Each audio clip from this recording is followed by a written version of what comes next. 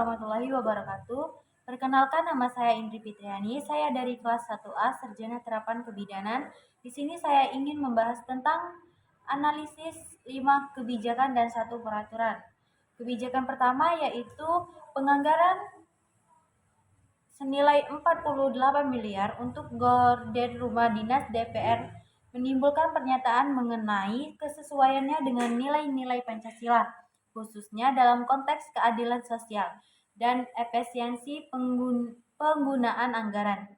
Di sini saya tidak setuju dengan adanya anggaran ini karena itu terdapat pada nilai sila kelima, yaitu keadilan sosial, di mana Pancasila tekankan keadilan sosial bagi seluruh rakyat Indonesia.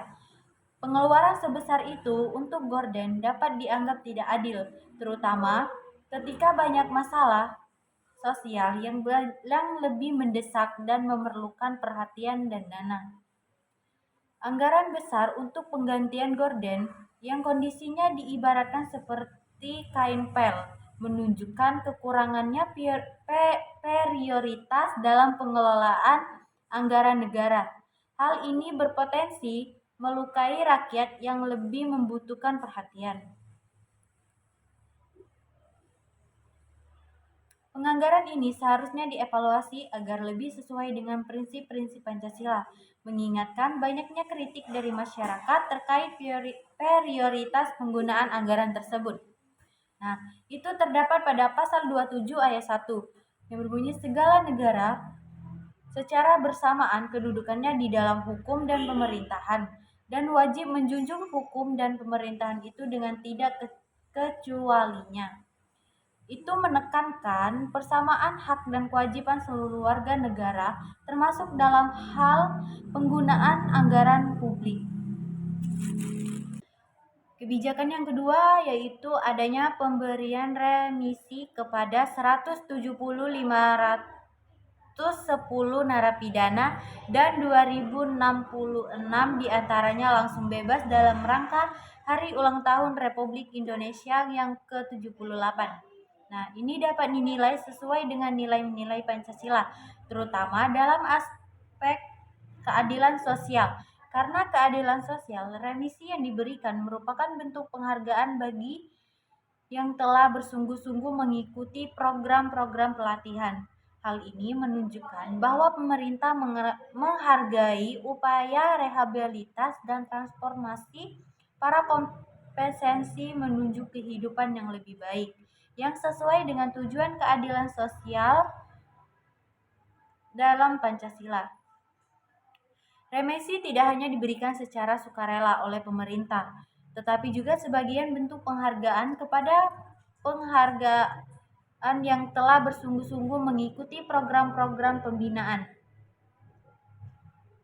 Hal ini menunjukkan bahwa remisi didasarkan pada prestasi dan dedikasi dalam proses rehabilitas mereka. Itu terdapat pada pasal Undang-Undang Nomor 22 Tahun 2022 tentang Permasyarakatan pada pasal 3 yang berbunyi menetapkan bahwa remisi diberikan kepada warga binaan yang telah mengikuti program pelatihan dengan baik. Yang ketiga itu adalah kebijakan tentang bantuan langsung tunai atau BLT El Nino yang disalurkan oleh pemerintah kepada 18,8 juta keluarga penerima manfaat atau KPM terkait dengan sila kedua dari Pancasila, yaitu kemanusiaan yang adil dan beradab. Program ini bertujuan untuk membantu masyarakat yang terkena dampak fenomena El Nino, terutama mereka yang berada dalam kondisi ekonomi sulit. Dengan memberikan bantuan tunai, pemerintah berupaya menjaga martabat dan kesejahteraan rakyat. Penyaluran bantuan ini mencerminkan upaya pemerintahan untuk mencapai keadilan sosial bagi seluruh rakyat Indonesia, terutama bagi mereka yang rentan terhadap dampak perubahan iklim dan bencana alam. Dengan demikian, respon pemerintah melalui BLT El Nino menunjukkan komitmen terhadap nilai-nilai kemanusiaan dan keadilan sosial yang terkandung dalam Pancasila. Nah, ini juga terdapat pada pasal Undang-Undang Nomor 13 Tahun 2011 pengaturan tentang penanganan dan perlindungan terhadap masyarakat miskin, termasuk pemberian bantuan sosial. Ini juga pada Undang-Undang Nomor 40 Tahun 2004 menyediakan kerangka untuk jaminan sistem sosial yang mencakup perlindungan bagi masyarakat rentan, termasuk dalam situasi bencana dan krisis ekonomi.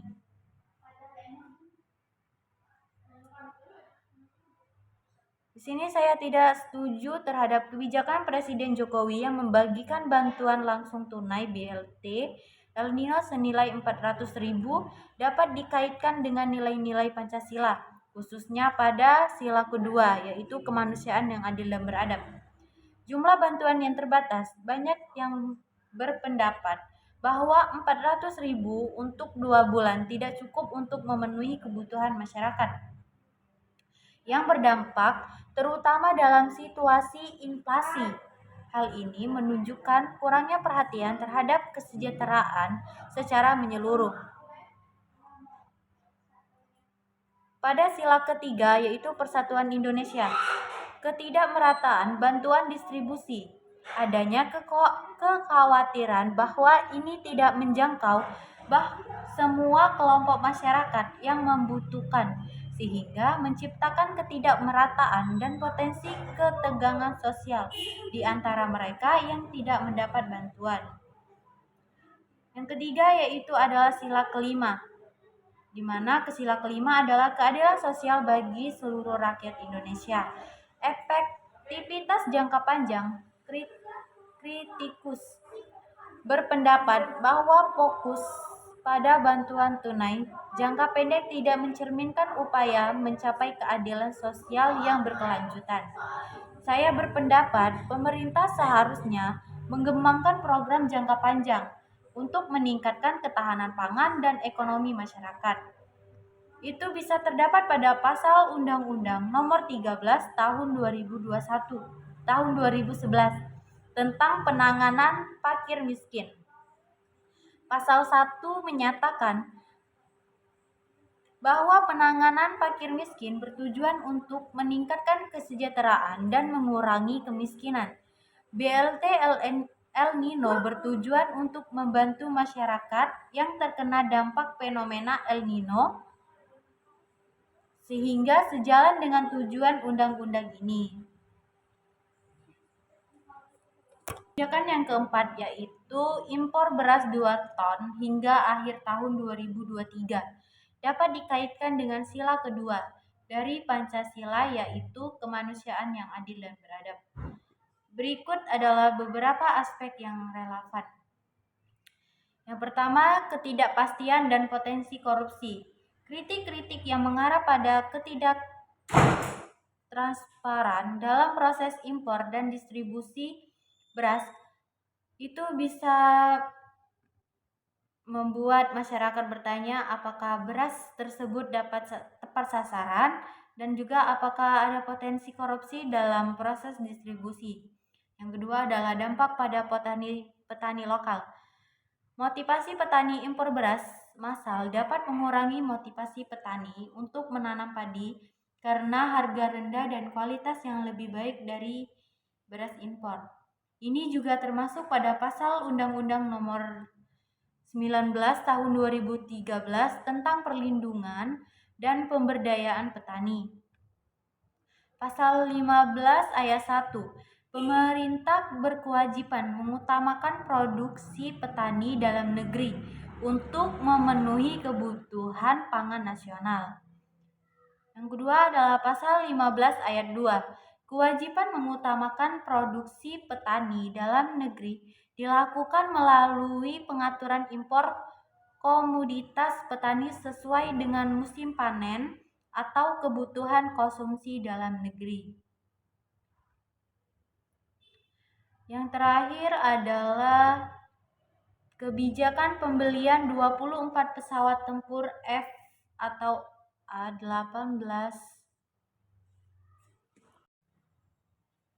Kebijakan yang terakhir adalah Prabowo perkuat TNI melalui pembelian 24 pesawat tempur F-15IX baru dari Australia.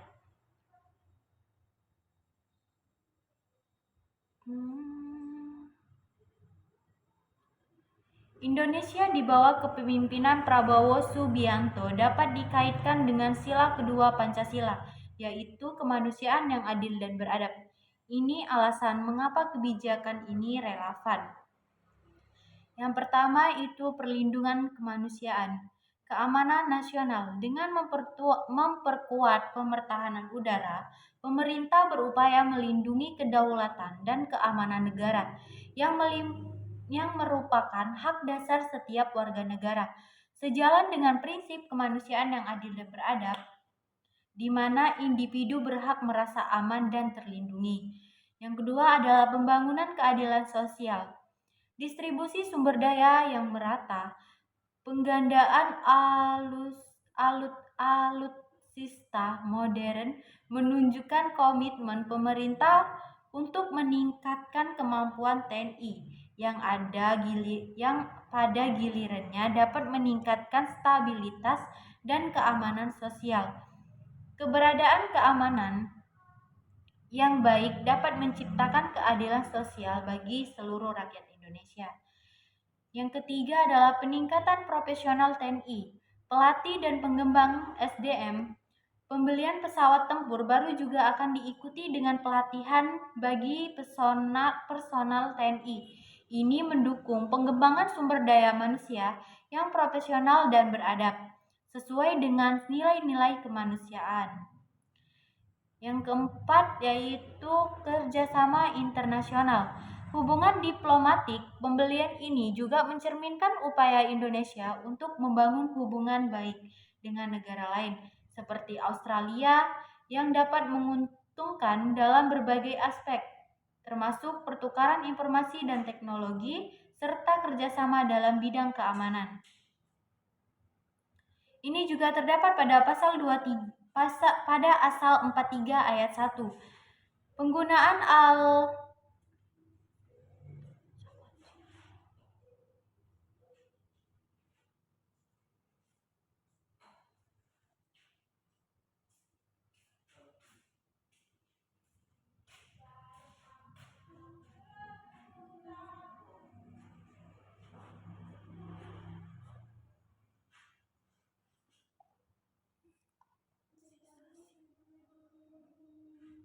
juga terdapat pada pasal 43 ayat 1. Penggunaan alat sisa dalam negeri.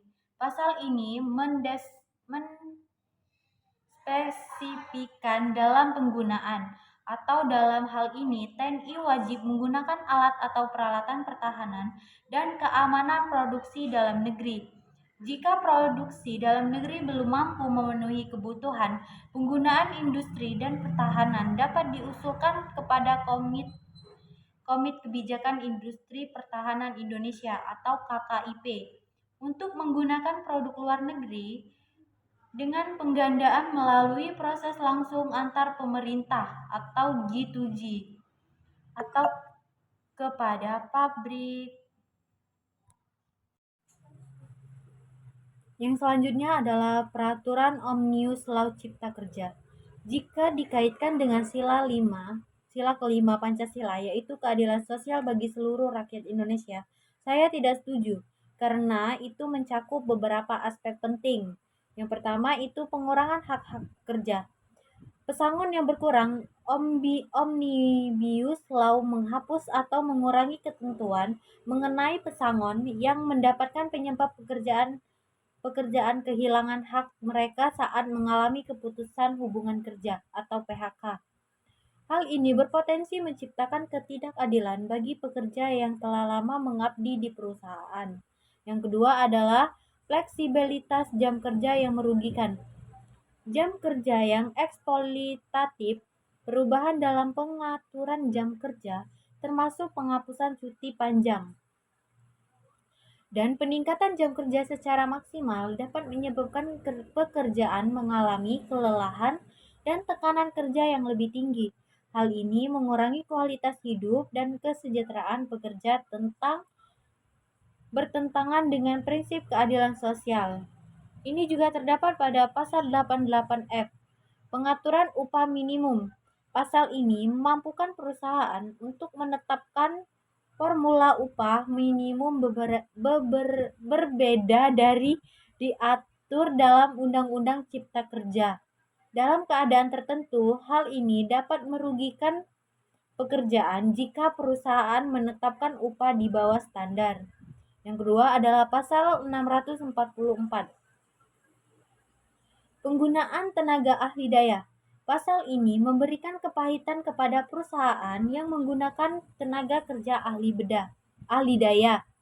Hal ini dapat mengakibatkan pekerjaan ahli daya tidak dapat mendapatkan perlindungan yang sama dengan pekerja tetap dan menciptakan ketidakadilan dalam perlakuan.